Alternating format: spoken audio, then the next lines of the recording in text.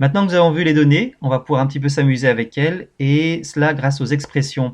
Une expression, c'est quoi? C'est une manipulation d'une ou de plusieurs données avec un opérateur ou plusieurs opérateurs. Alors on peut avoir par exemple ici l'opérateur d'addition, on va faire plus 5 plus 6, on a bien la donnée 5 et qu'on va additionner à la donnée 6, ce qui va donner un résultat ici qui est 11.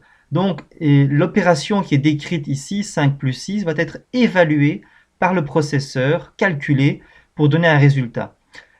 Autre expression, bonjour, la chaîne de caractères, plus Bob.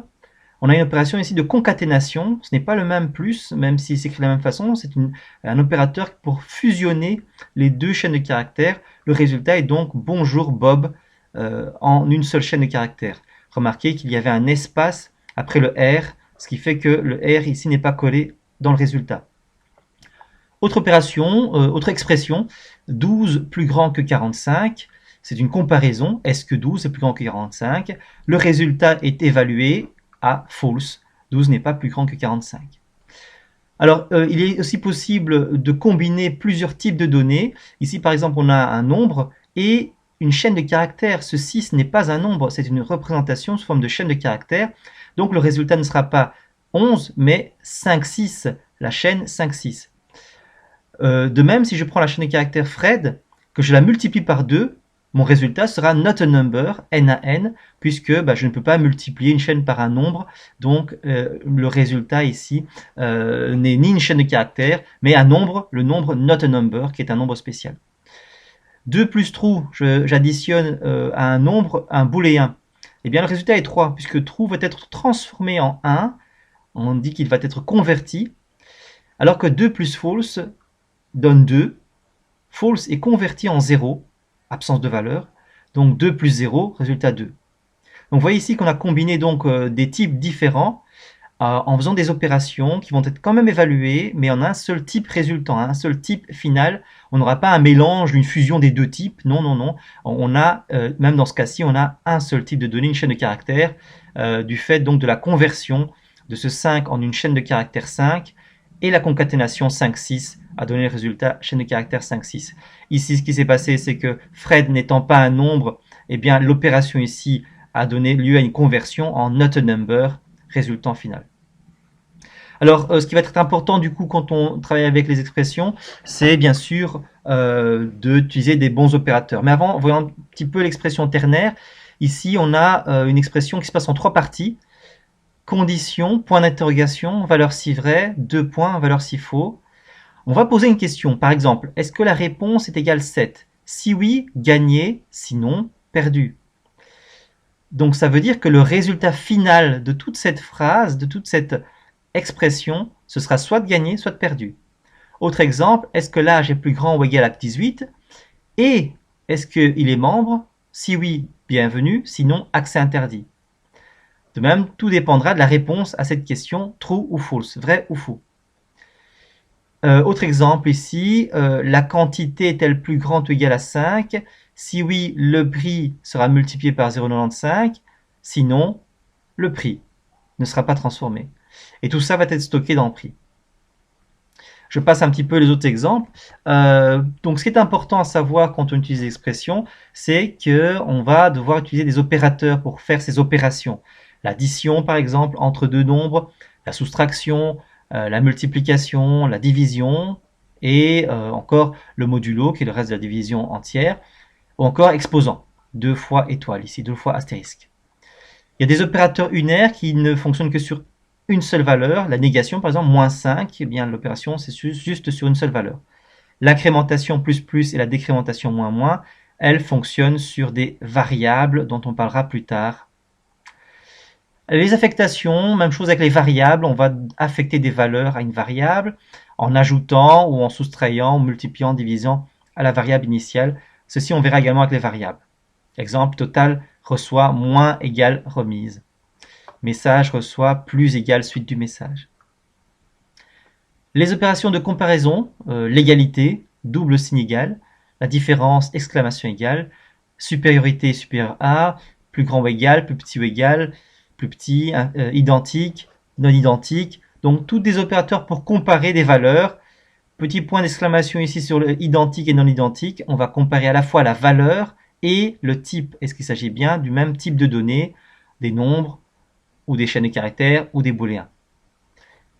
Exemple, la longueur est-elle supérieure à 200, le prix est-il inférieur ou égal à 199, le statut est-il égal à admin. Opérateur booléen, cette fois-ci, on va opérer sur des true et des false. Avec le et logique, il faut que les deux parties soient vraies, donc pour que l'ensemble soit vrai. Avec le ou logique, les deux barres verticales, il faut que l'une des deux parties soit vraie pour que l'ensemble soit vrai. Et avec le non, not, point d'exclamation, on va inverser la valeur. Ce qui était vrai devient faux, ce qui était faux devient vrai. Exemple d'utilisation, ici je demande est-ce que le prix est plus grand ou égal à 200. Si la réponse est vraie, je continue. Et est-ce que le prix est inférieur ou égal à 500? Si la réponse est vraie, le résultat est vrai. Donc le prix est-il compris entre 200 et 500? Il faut que les deux conditions soient vraies. Si on a par exemple un prix qui est de 100 euros, la première question est déjà fausse. Le prix n'est pas supérieur ou égal à 200. On s'arrête là. Pas besoin de continuer à poser la deuxième question. Par contre, si le prix est de 300 euros, la première question, le prix est-il supérieur ou égal à 200? Oui, c'est vrai. On pose ensuite la deuxième question, est-ce que le prix est inférieur ou égal à 500? Oui, 300 est inférieur ou égal à 500. Donc, l'ensemble des deux questions est vrai. L'ensemble est vrai. Exemple ici avec l'âge, est-ce que l'âge est supérieur ou égal à 18 ou bien est-ce que son statut est VIP? L'une des deux questions doit être vraie. Si l'une des deux est vraie, alors il peut avoir accès par exemple. Ici, je pose la question, est-ce que l'âge est supérieur ou égal à 18? Si c'est vrai, j'inverse avec le non, je transforme en faux. Par contre, si c'était faux, je transforme en vrai. Ici, je spécifie non permis. Si le permis était vrai, alors je transforme en faux. Si le permis était faux, je transforme en vrai. Voilà, je passe les autres exemples. Autre opérateur, l'opérateur donc ternaire, ou dans lequel on va pouvoir avoir trois parties. La question, point d'interrogation, la valeur si c'est vrai, 2 points, la valeur si c'est faux. Faut-il accorder une remise de 10% ou de 15% ou de 5%? Faut-il accorder une remise de 10% ou de 5%? Eh bien, ça dépendra du total. Si le total est supérieur ou égal à 500, alors le total sera multiplié par 0,90, donc remise de 10%. Sinon, le total sera multiplié par 0,95, remise de 5%. On va afficher par exemple ici dans ce deuxième exemple un message différent.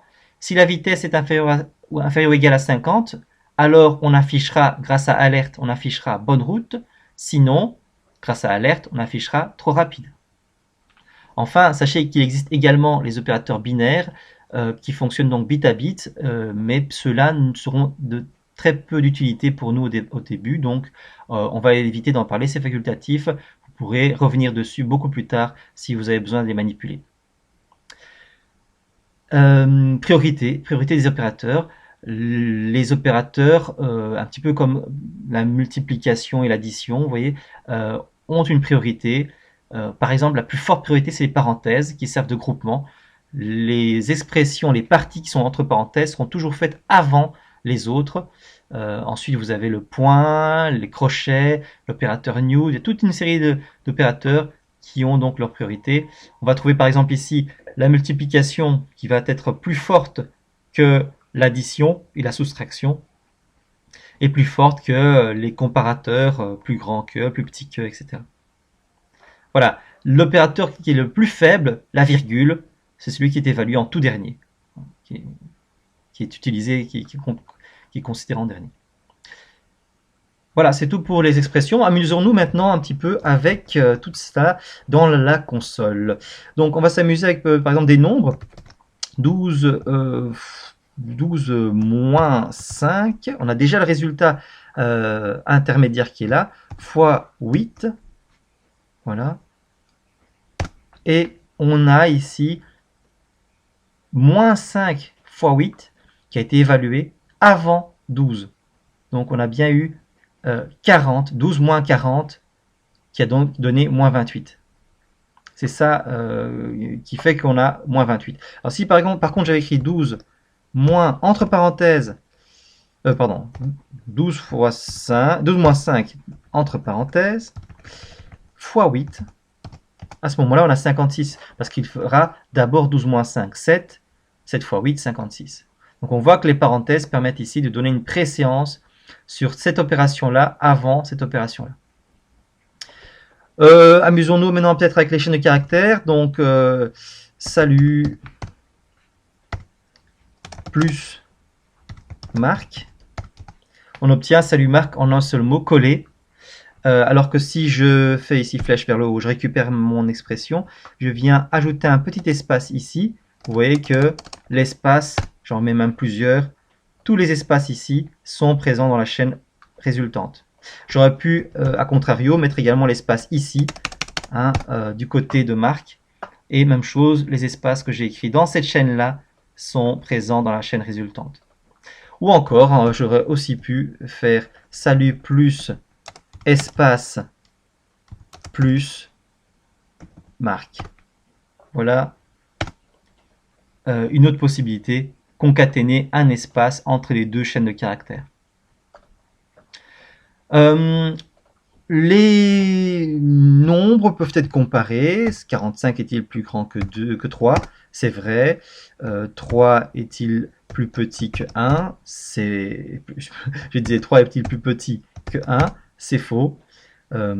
3 est-il égal à 3? C'est vrai. 3 est-il égal à 30? C'est faux. Voilà. 23 est-il différent de 45? C'est vrai. Mais je peux aussi dire, est-ce que Fred est égal à Fred? Eh oui. Ou bien dire, est-ce que Fred est égal à Frédéric? C'est faux. Vous voyez? Donc je peux comparer des nombres et comparer des chaînes de caractères. Est-ce que je peux dire, est-ce que Fred est plus grand que Frédéric? C'est faux. Est-ce que je peux dire que Fred est plus petit que Frédéric? C'est vrai. On peut comparer des chaînes de caractères et comparer des nombres. Est-ce qu'on peut comparer des booléens? True est-il égal à true? C'est vrai, true. Est-ce que true est égal à false? C'est faux. False, ok. Tout va bien. Est-ce que true est plus grand que true? Ben non. True n'est pas plus grand que true. Par contre, est-ce que true est plus grand que false? C'est vrai, true, plus grand que false.